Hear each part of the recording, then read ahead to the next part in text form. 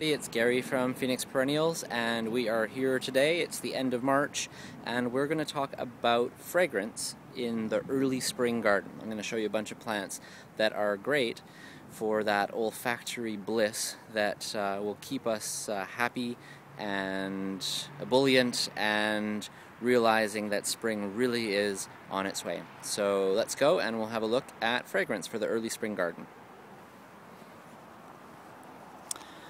So, walking through the nursery, the best group of plants for early spring fragrance, I think, are the Daphnes. Certainly one of my favorites.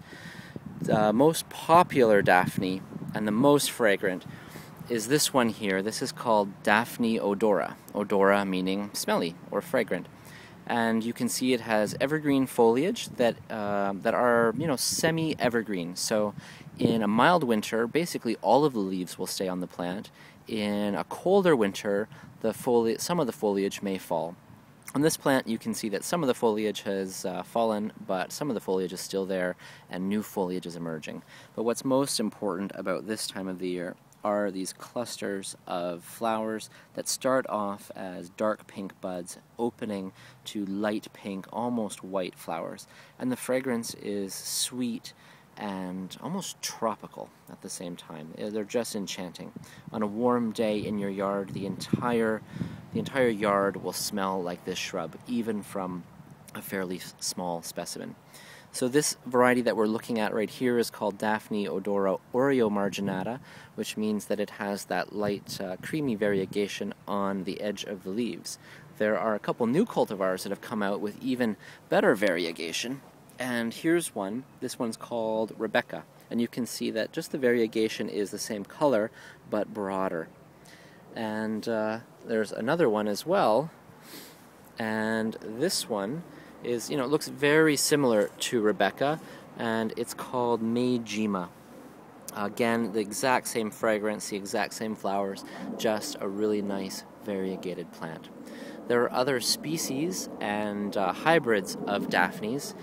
Here is, let's look at this one down here. This one is similar to Daphne odora. This is called Daphne tangutica. And this one is even maybe a little bit stronger and a little bit hardier than Daphne odora.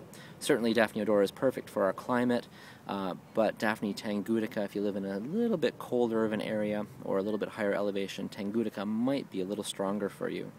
It is also sweetly fragrant, not quite as strong as Daphne odora, but pretty fragrant. And here's another exciting one. This one is a hybrid, and it's really kind of hard to see the foliage against the black pots, but this is called Daphne times Hutiana. So this is a hybrid Daphne, and it has leaves that emerge green with a bit of a burgundy flush to them. Here they are. And then with time, in the sun, the leaves turn to a rich, dark burgundy color. These guys have lightly fragrant flowers in a kind of dark purple color, dark kind of warm purple. So let's see what else we have for fragrance. Here is a great Clematis for the early spring garden. This is Clematis armandii, and the cultivar is called Snowdrift. So this is also known as the evergreen Clematis. It has long, lush, linear foliage that is evergreen through the winter months, which is pretty great because out here on the coast we love our evergreen garden elements. It blooms in early spring with these masses of pure white flowers and a beautiful sweet scent. And let's head on over to this table over here, and let's look at first a few cute little perennials that are great for fragrance. I love wallflowers and or erysimums, and here are a few varieties. This one is called Bowles Mauve. It'll be lightly fragrant. Not all of the erysimums are strongly fragrant, but this one will be lightly fragrant. But there's some other ones that are really very fragrant. This one right here is called Gold Dust, and it's sweetly fragrant. This one right here is not in flower yet, but this is there's a fragrant one called Fragrant Sunshine. This is a brand new cultivar with variegated foliage. So the same golden yellow flowers that are sweetly fragrant, but great variegated foliage. Here is another brand new and gorgeous thing. Fantastic colors of oranges and reds and magentas. This one is called Winter Orchid, and this is sweetly fragrant. Now, some people don't have much luck with the wallflowers, and that's because they like hot, dry, sunny locations in relatively poor soils. The best plants I've ever seen were growing between 4 lanes of traffic in a median without irrigation. In those kinds of conditions, they will be tight, they will be long-lived, and they will bloom profusely. So avoid those rich, moist, wonderful soils where these plants will be short-lived, and put them in those more leaner conditions, and they'll form beautiful 2 foot by 2 foot or 3 foot by 3 foot evergreen mounds of foliage. For a little bit different fragrance, in smaller plants, we have these cute little violas, and these have a light fragrance, a very kind of sweet, fresh fragrance. They come in all colors of purples and blues and yellows and oranges. And so there's a nice little orange one. And let's see, oh, here's another kind of bluey purple one. Very pretty. There's also a violet. And there we are. So this is a Viola odora called Royal Robe, otherwise known as Sweet Violet. These guys bloom in the spring months, and they have that sweet, delicate violet fragrance to them. So, great thing for the woodland garden.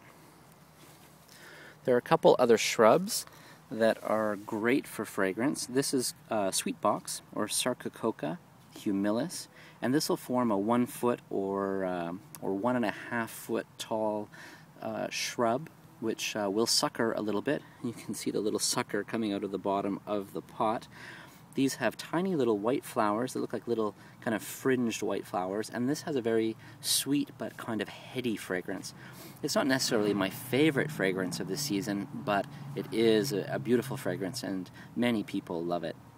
There are other species of this plant, and here is one here.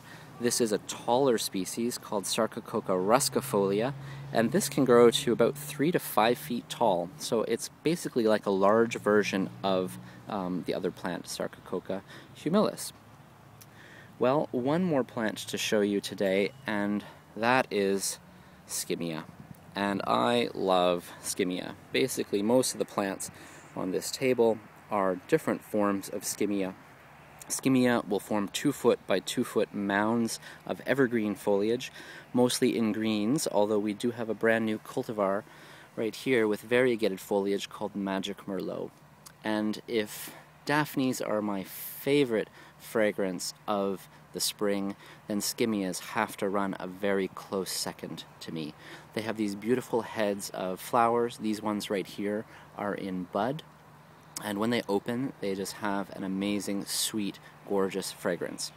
The Schemias with these large flower heads are males. They have larger, showier flower heads. And these ones right here are females. So they're just as fragrant, but you can see much smaller flower heads. This one is called Olympic Flame.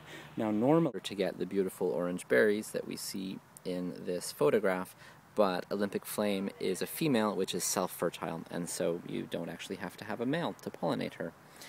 And one more Schemia, two more Schemias to show you. We saw the Magic Merlot with the beautiful variegated foliage. This is the normal version.